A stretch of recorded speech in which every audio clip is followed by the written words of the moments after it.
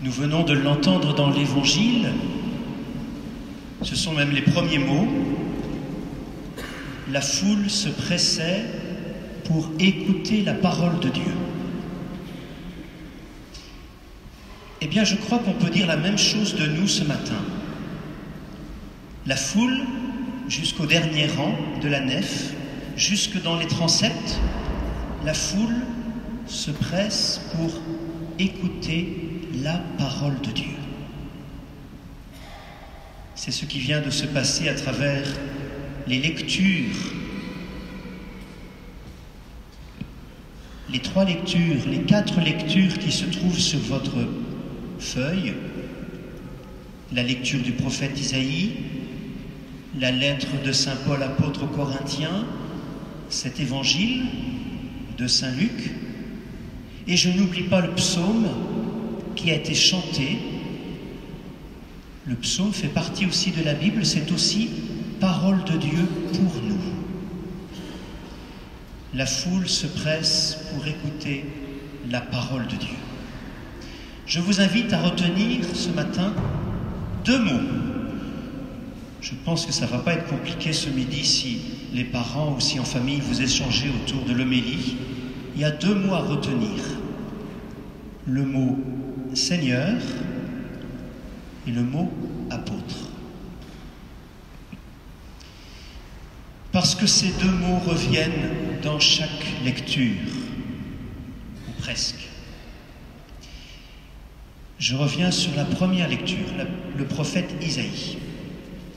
Le prophète se trouve dans le temple et il a une vision. Est-ce que les enfants, vous êtes capables de me dire ce qu'ils voient? Je suis partagé entre la profession de foi et la première communion. Qu'est-ce que voit le prophète? Regardez la première lecture du livre d'Isaïe. Le Seigneur qui siégeait sur un trône très élevé, les pans de son manteau remplissaient le temple. Il a vu le Seigneur. Le Seigneur, vous voyez, c'est le premier mot qu'on voit, qu'on entend dans cette lecture. Et puis, dans la lettre de saint Paul aux Corinthiens, alors le mot Seigneur, il n'y est peut-être pas explicitement, mais on parle d'une bonne nouvelle. Quelle est cette bonne nouvelle que les apôtres doivent répandre? Jésus est ressuscité. Jésus est ressuscité. Eh bien, cela veut dire que Jésus est reconnu comme Seigneur. Voilà. C'est la bonne nouvelle qui change toute notre vie.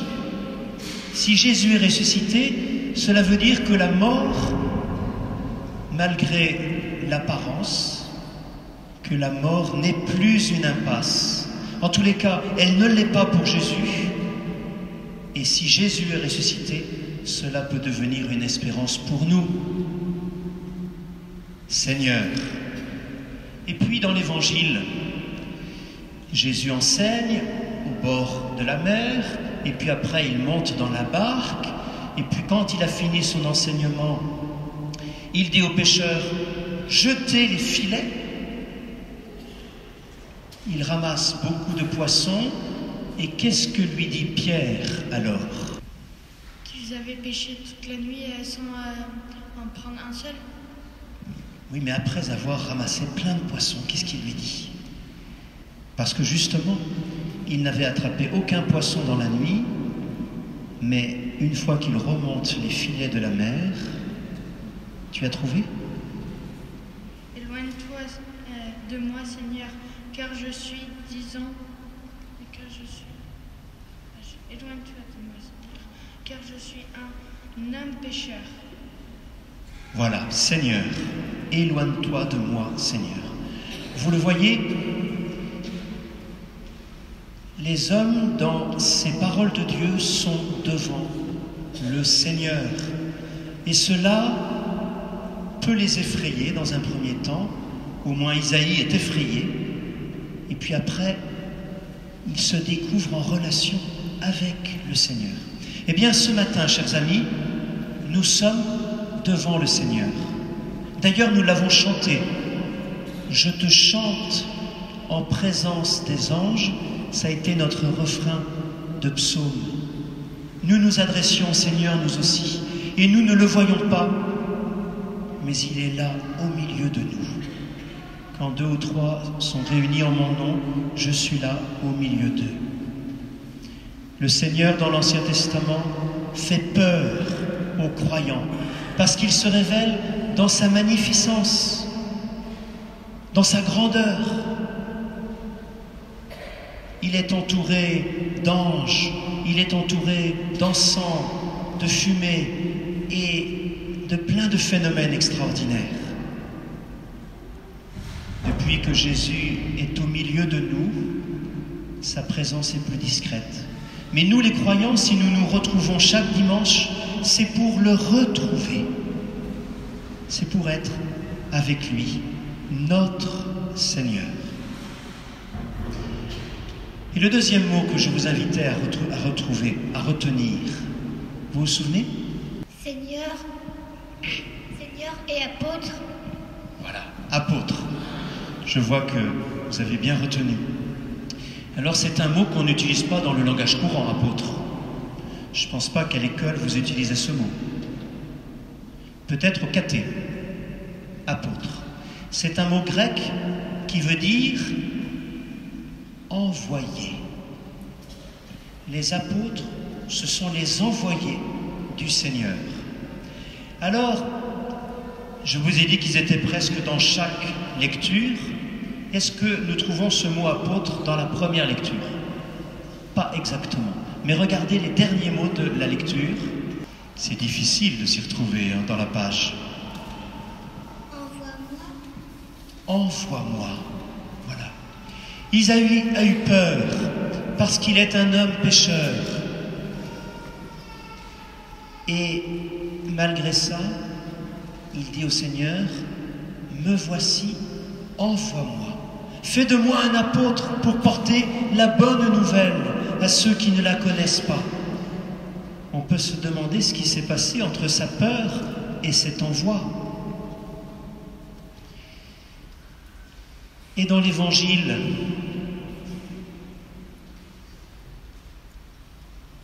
il y a un envoi aussi.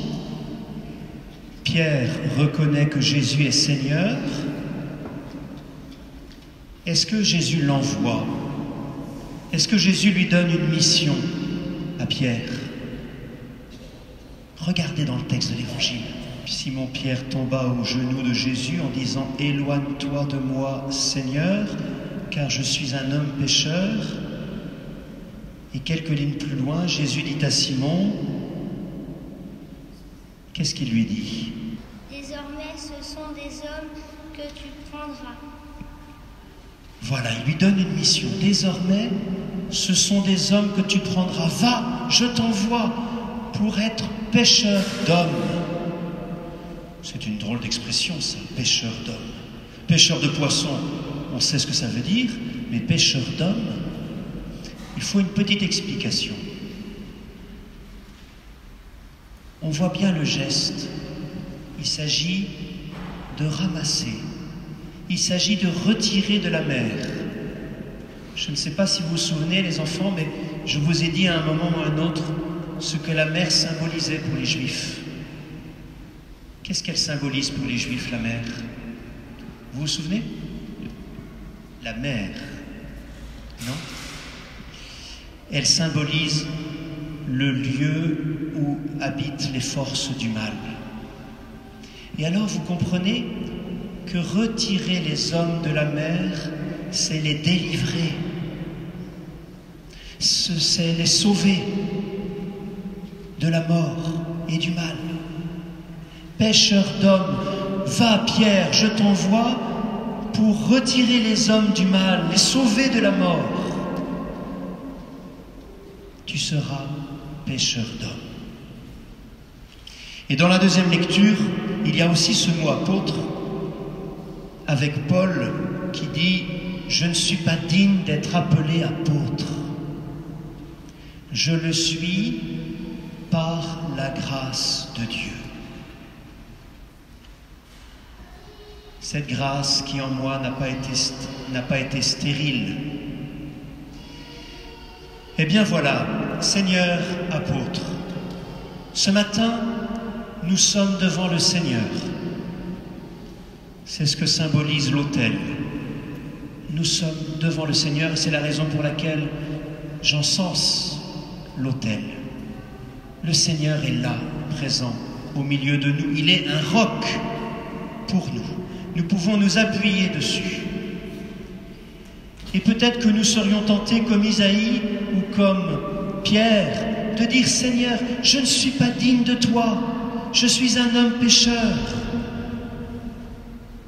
Si tu regardes ma semaine, oh là là, j'ai été bien infidèle à ton amour. Je ne sais pas si les enfants, vous êtes capables de nommer quel mal vous avez fait cette semaine. Tous les uns comme les autres, nous n'avons pas été à la hauteur de l'amour de Dieu pour nous. Et il est normal que dans le rite pénitentiel, nous lui disions « Seigneur, prends pitié de nous, prends pitié de nous ». Et nous croyons, parce que nous croyons en Jésus, que sa grâce vient sur nous pendant cette célébration pour nous transformer, pour nous rendre meilleurs. Et alors nous entendons, comme Isaïe, comme Pierre, nous entendons Jésus dire « Je t'envoie, tu deviens apôtre, sois apôtre. Il faut que tu annonces à ceux qui t'entourent la bonne nouvelle. » Le Christ est mort pour nos péchés conformément aux Écritures. Il est ressuscité, il fut mis au tombeau. Il est ressuscité le 3e jour conformément aux Écritures. Il est apparu à Pierre, aux 12, à plus de 500 frères à la fois, à Jacques, à tous les apôtres. Et comme dit Pierre, il est apparu à moi, l'avorton, moi qui ne suis pas digne d'être apôtre. Nous venons ce matin pour que le Seigneur nous manifeste son amour, pour qu'il nous donne sa force, qu'il fasse de nous des pêcheurs d'hommes, que nous puissions dire à ceux qui nous entourent « Jésus est le Sauveur ».